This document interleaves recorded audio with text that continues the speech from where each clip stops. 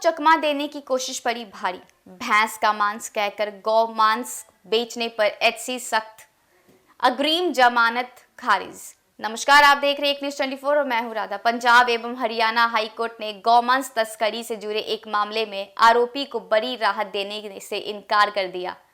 अदालत ने साफ शब्दों में कहा कि कानून से बचने के लिए अपनाई गई कथित चालाकी को बर्दाश्त नहीं किया जा सकता। आरोपी पर आरोप था कि उसने गौमांस को भैंस का मांस बताकर बेचा ताकि प्रतिबंध और कानूनी कार्रवाई से बचा जा सके। मामले की सुनवाई के दौरान आरोपी ने अग्रिम जमानत की मांग की थी।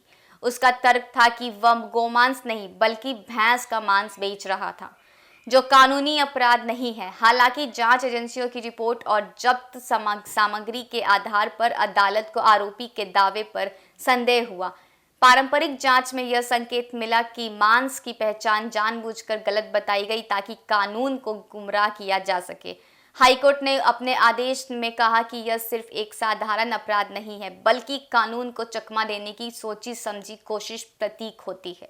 अदालत ने टिप्पणी की कि यदि ऐसे मामले में अग्रिम जमानत दी जाती है तो इसके गलत संदेश जाएंगे और कानून का भय खत्म हो जाएगा। न्यायालय में यह भी कहा कि जांच अभी शुरुआती चरण पर है और आरोपी को राहत देना जांच को प्रभावित कर सकता है। कोर्ट ने यह स्पष्ट किया कि पशु संरक्षण और खाद्य सुरक्षा से जुड़े मामलों में सख्ती जरूरी है। ऐसे अपराध न केवल कानून का उल्लंघन है बल्कि सामाजिक संवेदनाओं से भी जुड़े होते हैं, इसलिए इन मामलों में लापरवाही नहीं बरती जा सकती। अदालत ने आरोपी की दलीलों को खारिज करते हुए अग्रिम जमानत याचिका नामंजूर कर दी। साथ ही जांच एजेंसियों को निष्पक्ष और गहन जांच करने की निर्देश दिए ताकि सच्चाई सामने आ सके।